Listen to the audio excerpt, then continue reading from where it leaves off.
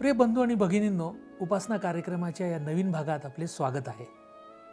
आपल्या मागील भागात आपण पाहिले की रिबेका आनंदाने व स्वेच्छेने इसाकाची पत्नी होण्यासाठी त्याच्याकडे जाण्याचा निर्णय घेते. हा अभ्यास आपल्याला ख्रिस्त आणि मंडळी याचे एक सुंदर आध्यात्मिक चित्र देखील दर्शवतो. आजच्या भागात आपण अब्रामचे कटुरेशी झालेले लग्न, अब्रामाचा मृत्यू, एसाव व याकोब यांचा जन्म आणि एसावाने आपला ज्येष्ठ पुत्राचा हक्क याकोबाला कसा विकला या घटना पाहणार आहोत. तर चला आपण आपल्या अभ्यासाला सुरुवात करूया.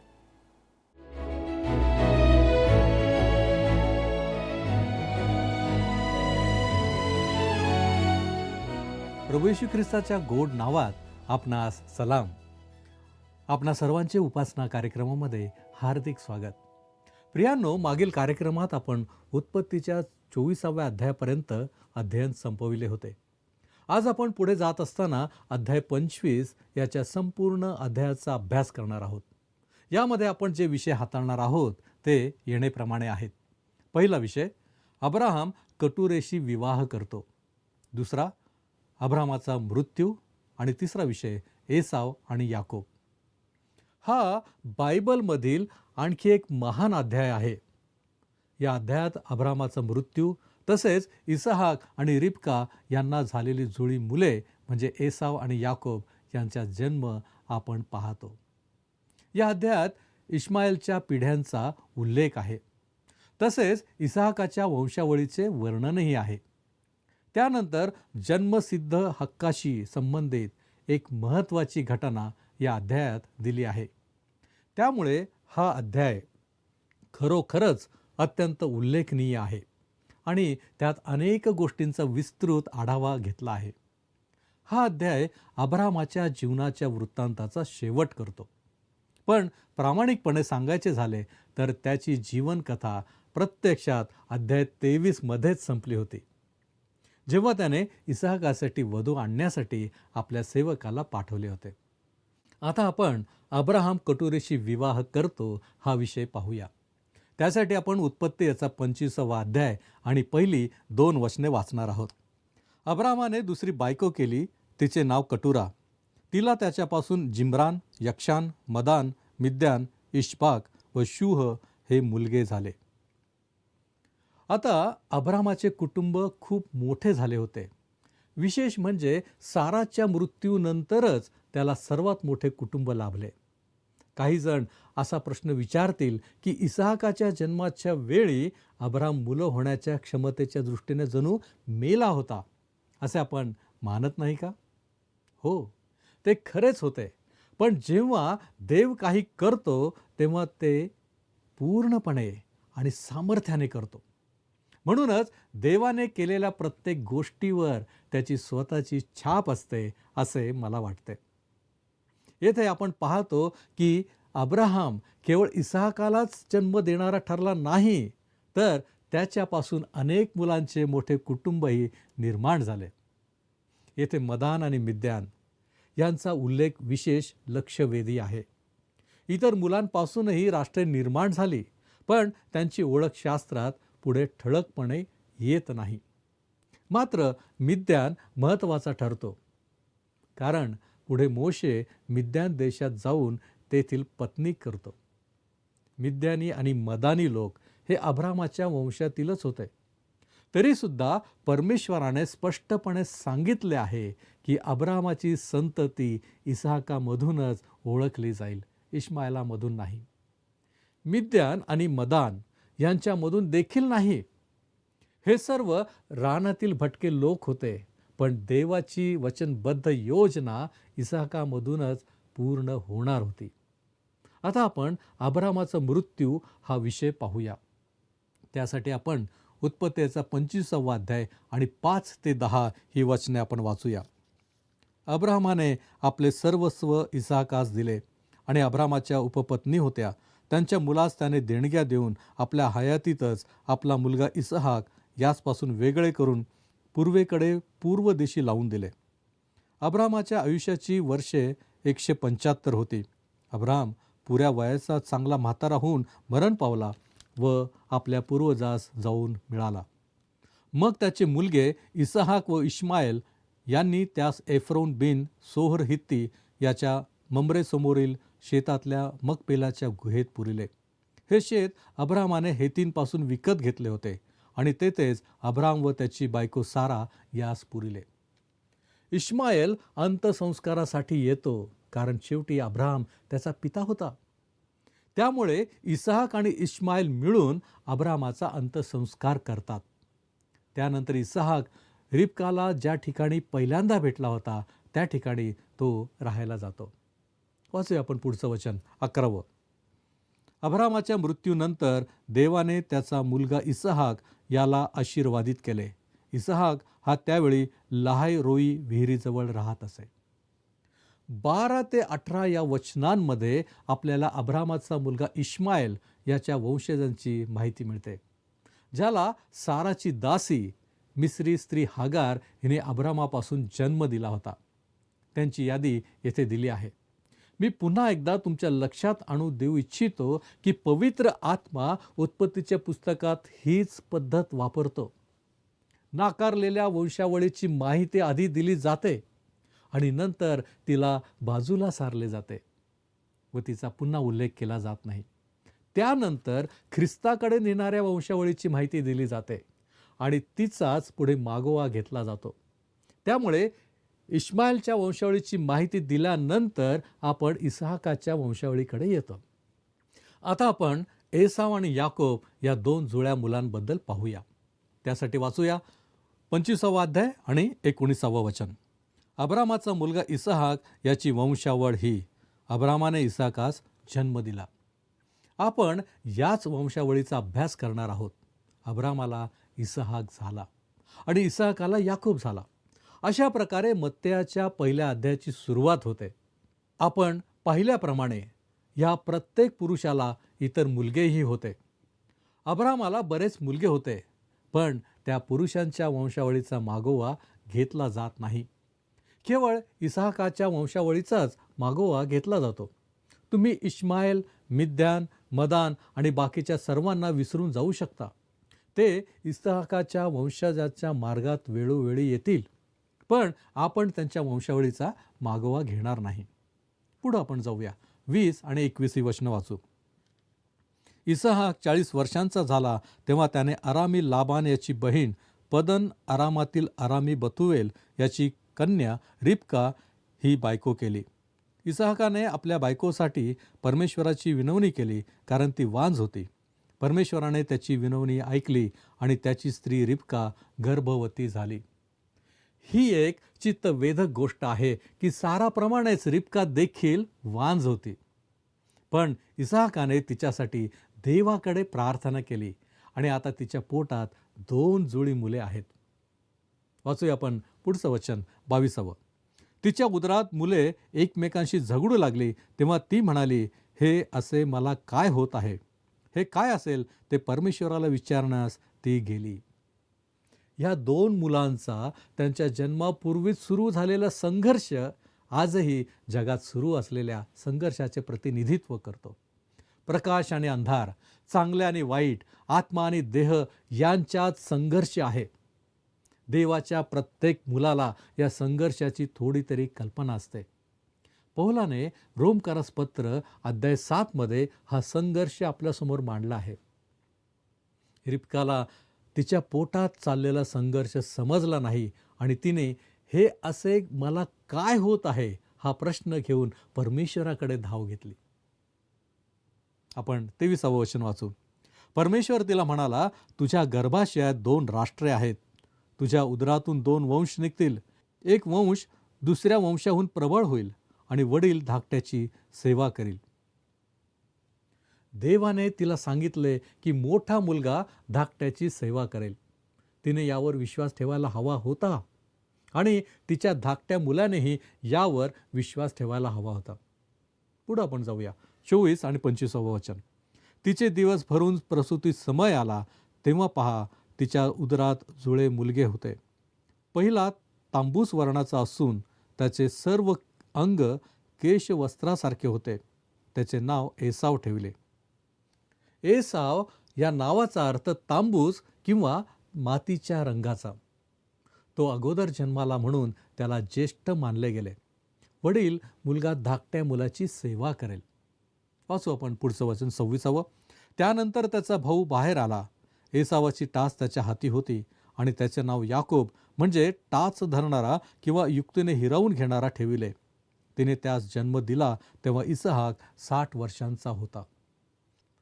मुले जन्माला येण्यापूर्वी इसहाक आणि रिबका यांचे लग्न होऊन सुमारे 20 वर्ष झाली होती.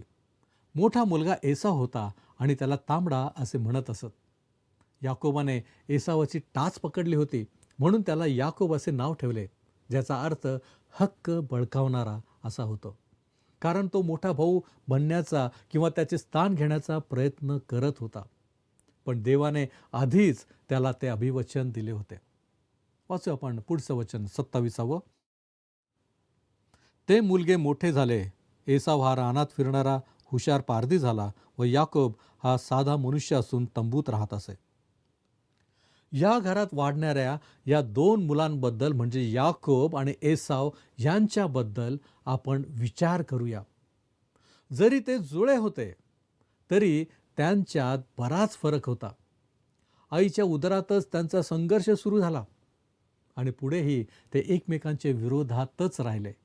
त्यांची विचारसरणी, जीवनाकडे पाहण्याचा दृष्टिकोन आणि त्यांची वृत्ती पूर्णपणे वेगळी होती. सुरुवातीला एसाव अधिक आकर्षक वाटतो, पण बाह्य रूपावरून माणसाचे मूल्यांकन करता येत नाही. अंतःकरण महत्त्वाचे असते हे ते शिकायला मिळते. एसाव हा शिकारी, बाहेर भटकणारा, क्रीडाप्रेमी, शारीरिक गोष्टींमध्ये रस असलेला होता. त्याला आध्यात्मिक गोष्टींची आवड नव्हती. तो देहाचे प्रतीक आहे. याकोब मात्र साधा, घरात राहणारा, आईच्या अधिक जवळचा होता आणि तिच्या सांगण्यानुसार वागणारा. आईचा लाडका होता. एसाव वडिलांचा लाडका होता, तर याकोब आईचा लाडका होता. 25वा अध्याय आणि 28वा वचन आता आपण वाचूया. एसाव हरणाचे मांस आणीत असे, ते इसहाक खाई म्हणून तो त्याचा आवडता होता आणि याकोब रिबकेचा आवडता होता. या घरातील मुख्य समस्या म्हणजे पालकांची पक्षपाती वृत्ती. अशा परिस्थितीत घरात अडचणी निर्माण होणारच आणि तसेच येथे घडले. जेव्हा वडील एका मुलावर अधिक प्रेम करतात आणि आई दुसऱ्या मुलावर, तेव्हा संघर्ष अटळ असतो. या घरात ते स्पष्टपणे दिसून येते. इसहाकाला एसाव आवडत होता कारण तो शिकारी होता. तो हरणाची शिकार करून मांस घरी आणत असे आणि इसहाकाला ते फार आवडायचे. त्याला बाहेर फिरणारा कणखर स्वभावाचा मुलगा पसंत होता. दुसरीकडे रिबकेला याकोब प्रिय होता कारण तो आईजवळ राहणारा, आईचा लाडका होता. या मुद्द्यावर विचार केल्यास एसाव अधिक आकर्षक आणि चांगला वाटतो, तर याकोब चलाक आणि धूर्त वाटतो. याकोब चुकीची कामे करायलाही मागे पुढे पाहत नसे आणि देव त्याच्यासाठी त्याला समज देणारच होता. पण एसाव बाहेरून आकर्षक असला तरी त्याच्या अंतःकरणात देवासाठी काहीही जागा नव्हती. तो पूर्णपणे जगिक, दैहिक गोष्टींसाठी जगणारा मनुष्य होता. याकोबाच्या अंतःकरणात मात्र आध्यात्मिक गोष्टींची ओढ होती. देवाला ती ओढ बाहेर आणण्यासाठी बराच काळ लागला, पण शेवटी ती प्रकट झाली. संपूर्ण उत्पत्तीच्या पुस्तकात याकोबाच्या जीवनाविषयी लिहिले आहे, मात्र शेवटी दिसून येते की उशिरा का होईना तो देवाचा मनुष्य ठरला.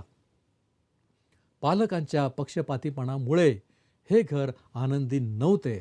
ते संघर्ष आणि तणावच होता. पुढे आपण जाऊया. 29 ते 32 ही वचनं आपण वाचूया. एकदा याकोब वरण शिजवित असता एसाव रानातून थकून भागून आला. तेव्हा तो याकोबास म्हणाला, ते तांबडे दिसते ना, त्यातले काही मला चटकन खाऊ घाल. मी अगदी गळून गेलो आहे. यावरून त्याचे नाव अदोम म्हणजे तांबडा पडले. याकोब त्यास म्हणाला, पहिल्याने तुझ्या ज्येष्ठत्वाचा हक्क मला मोबदला दे. एसाव म्हणाला, हे पहा, मी मरणोन्मुख झालो आहे. मला आपल्या ज्येष्ठत्वाच्या हक्काचा काय उपयोग? ही घटना या दोघांचा खरा स्वभाव उघड करते. एसाव शेतातून म्हणजे बाहेरून आला होता. तो थकलेला होता, पण उपासमारीने मरायला टेकलेला नव्हता. अब्रामाच्या घरात वाढलेला कोणीही उपाशी मरणार नव्हता. खाण्यासाठी काही ना काही नेहमीच उपलब्ध असायचे.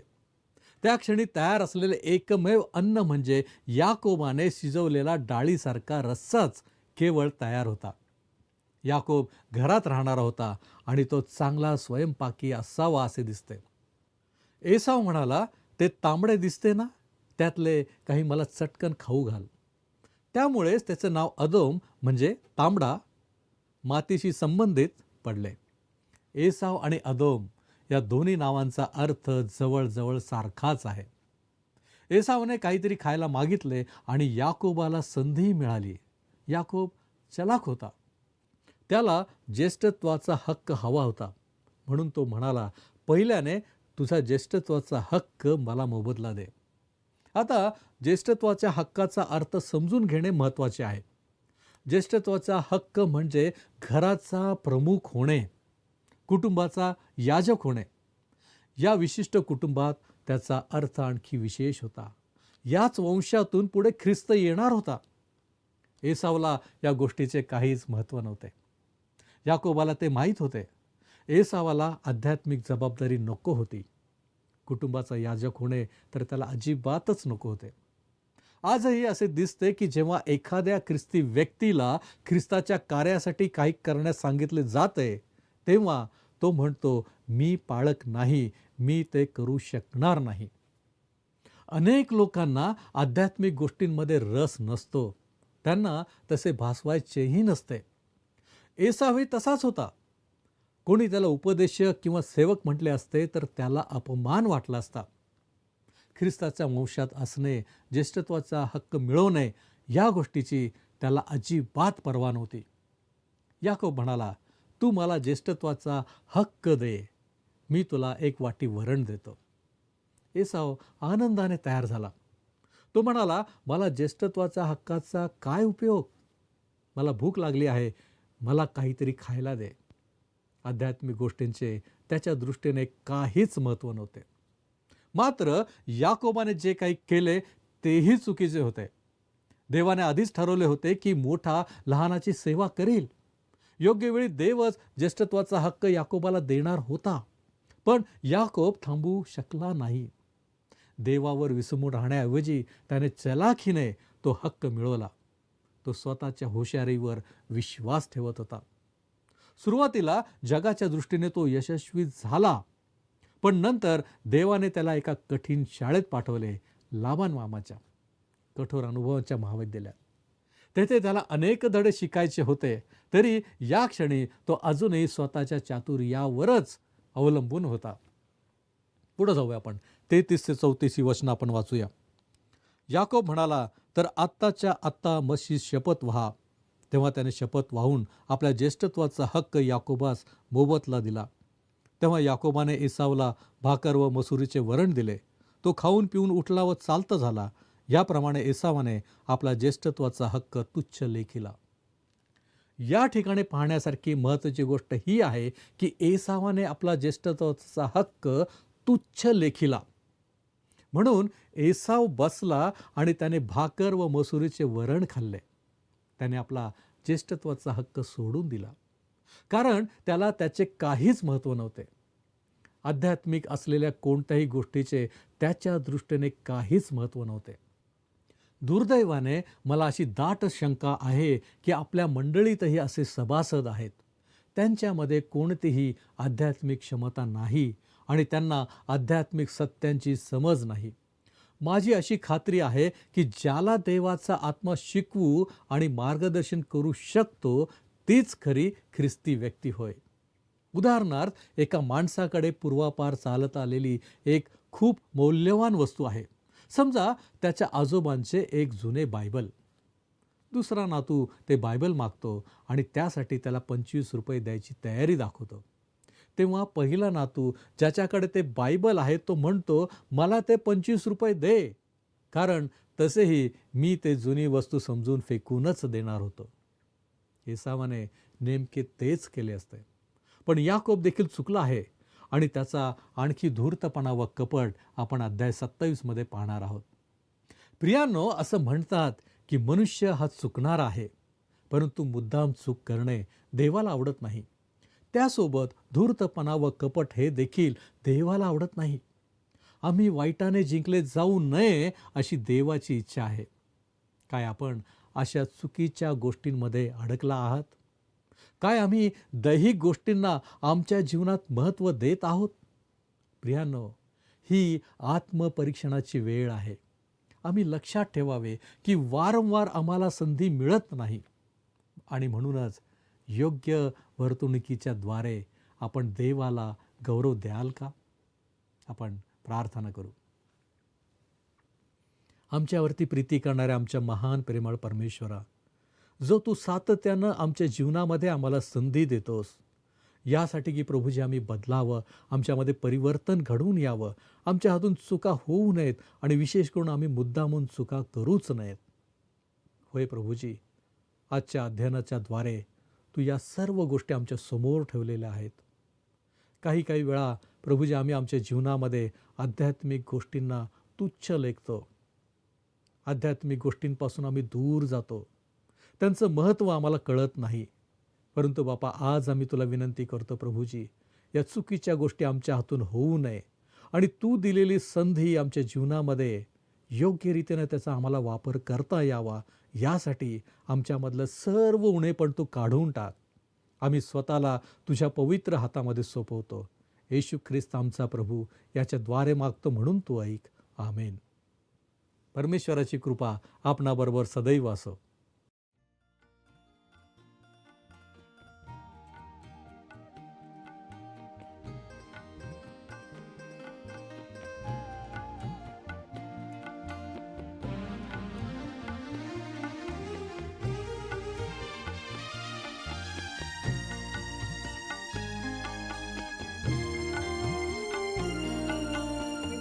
उपासना उपासना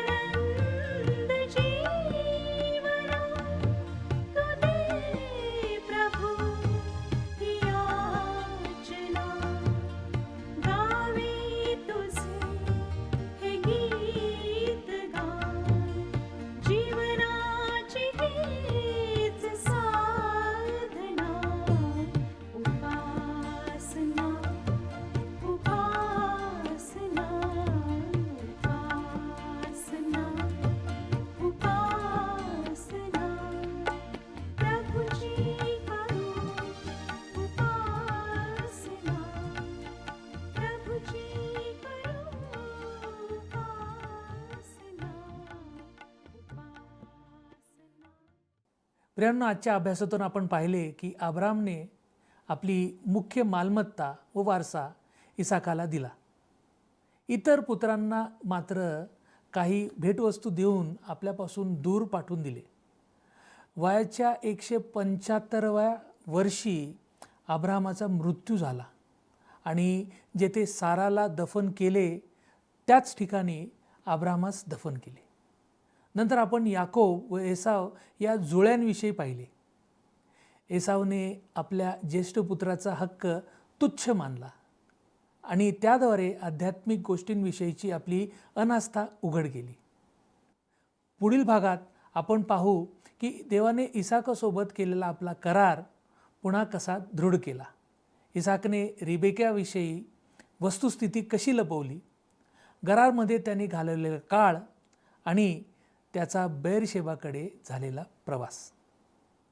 निरोप घेताना आपणास विनंती आहे की प्रार्थनेत राहा, आशीर्वादित व्हा, देवाच्या कृपेत वाढा.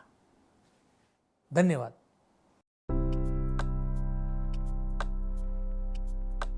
मागील कार्यक्रमातील प्रश्नाचे उत्तर आहे पर्याय डी. ताई ग, तो सहस्रावधींची लक्षावधींची जननी हो, असा आशीर्वाद रिबकेला देण्यात आला. आजचा प्रश्न, एसाव या नावाचा अर्थ काय? ए. तांबूस, बी. केसाळ, सी. शिकारी, डी. निळसर.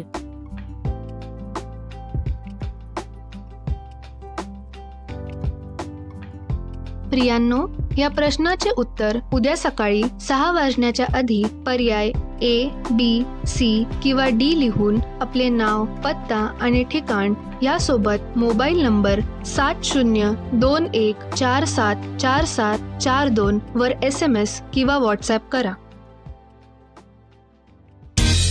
हा कार्यक्रम आपणास आवडला काय? आता आम्हाला एक मिस कॉल करा.